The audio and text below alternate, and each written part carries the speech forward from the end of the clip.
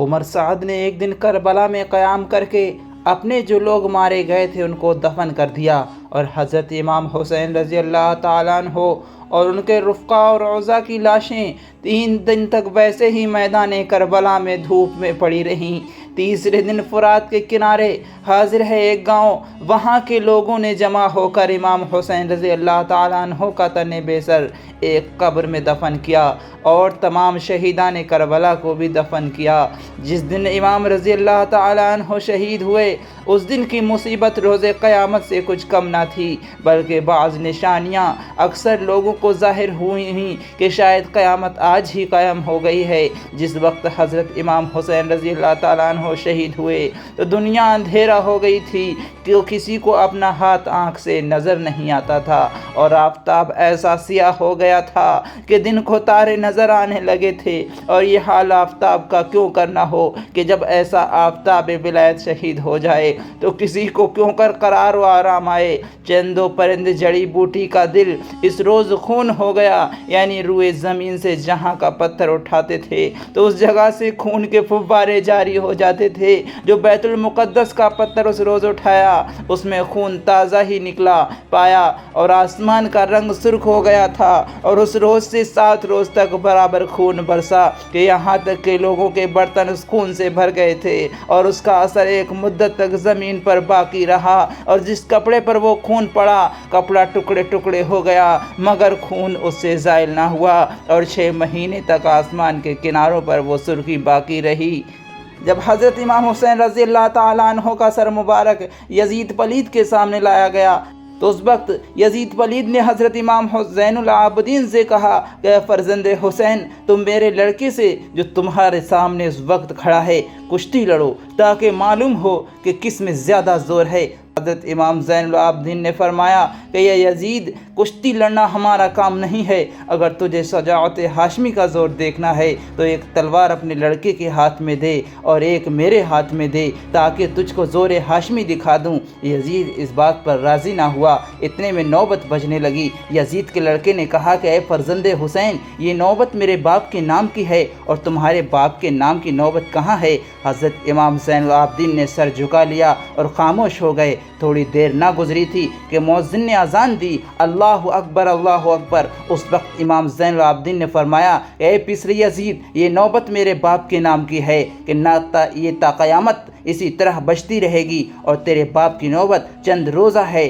اے یزید، سچ بتا کہ جبرائیل ہمارے گھر آیا کرتے تھے یا تیرے گھر؟ وحی ہمارے یہاں اتری ہے یا تیرے یہاں؟ آیت تطہیر ہمارے حق میں نازل ہوئی ہے یا تیرے حق میں؟ الغرض اس روز امام زین العابدین سے اس قدر گفتگو دراز ہوئی کہ سننے والوں کے رونگٹے کھڑے ہو گئے تھے۔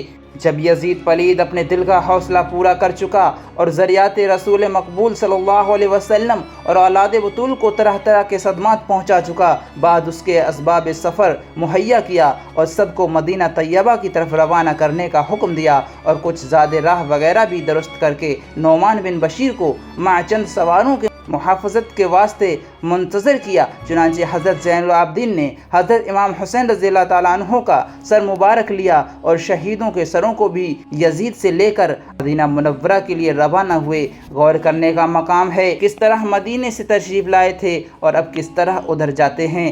مدینہ طیبہ میں تشریف لے آئے اور نعمان بن بشیر سے جو بہت ارادت و عقیدت سے پیش آیا تھا اور کمال اعزاز و احترام سے رسول مقبول کو پہنچایا۔ روایت ہے کہ جس وقت مدینہ منورہ والوں کو خبر ہوئی کہ قافلہ حسین رضی اللہ تعالیٰ عنہ کا آتا ہے تو تمام مشتاقان زیارت حسین رضی اللہ تعالیٰ عنہ کے مدینہ طیبہ سے باہر نکل کر استقبال کو آئے تھے۔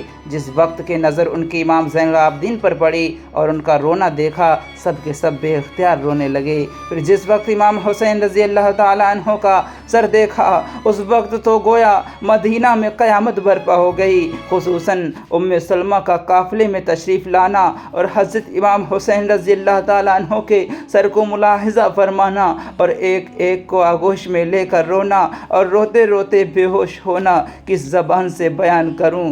ज़बान इस लायक नहीं है कि मैं इस गम को बयान कर सकूं। औलाद बतूल को अपने साथ लेकर रसूल मकबूल के रोज़े मुनव्वरा पर आईं और हज़रत इमाम हुसैन रज़ी अल्लाह ताला अन्हु का वही सर मुबारक जो शब व रोज़ आगोश पैगंबर में रहता था, नबी के मज़ार पर रख दिया और एक आह सूज़नाक दिल सदचाक से खींच कर बेहोश हो गईं। उस वक्त रोज़े मकबूल सल्लल्लाहु अलैहि वसल्लम के मज़ार पर एक एक का रोना और हज़रत सुगरा का बाप के वास्ते बेताब हुआ और ख्वाहिरान हुसैन रज़ी अल्लाह ताला अन्हु की गिरिया बाज़ारी और इमाम ज़ैनुल आबिदीन की फरियाद बेकरारी खारिज बयान है, उसे बयान नहीं किया जा सकता।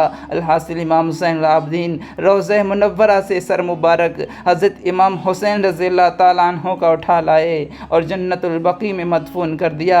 ज़िक्र शहादतैन में ये लिखा हुआ है और ख़ुद याद इलाही में मसरूफ़ होकर दुनिया की लज्जतों को तर्क कर दिया।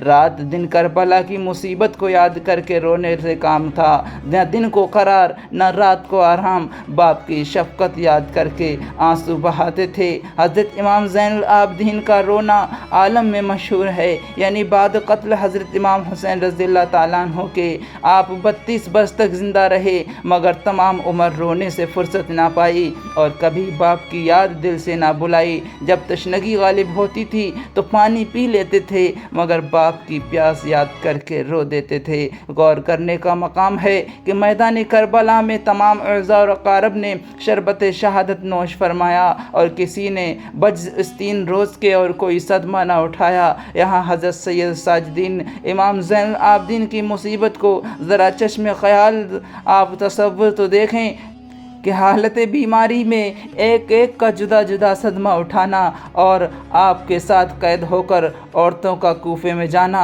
और दमिश्क में अहले बैत अतहार के साथ रहकर तरह तरह के सदमे उठाना और फिर हज़रत इमाम हुसैन रज़ी अल्लाह ताला अन्हु का सर मुबारक लेकर मदीना तैयबा आना, ऐसा कुछ सदमा अल्लाहु अकबर, इस तरह का सदमा हज़रत इमाम ज़ैनुल आबिदीन पर हुआ और आप इस तरह से रोते थे कि बहुत रोया करते थे। आपका रोना तमाम आलम में मशहूर है।